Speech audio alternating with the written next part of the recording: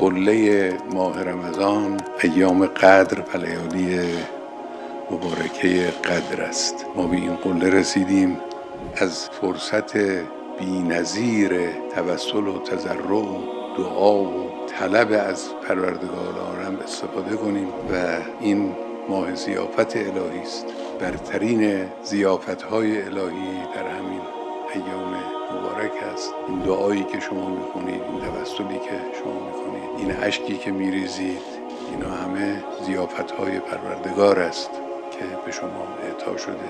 قدر اینها رو بدونید، برای خودتون و همه برادران دینیتون و کشورتون و جامعهتون دعا کنید و مطمئن به اجابت باشید. در روایت هست که وقتی دعا میکنید اطمینان داشته باشید که این دعا مستجاب میشه. از طرف پروردگار هیچ قصوری وجود نداره، اون کرم محض است. گاهی هستش که ظرف ما آمادگی نداره برای گرفتن اون لطف و رحمت الهی.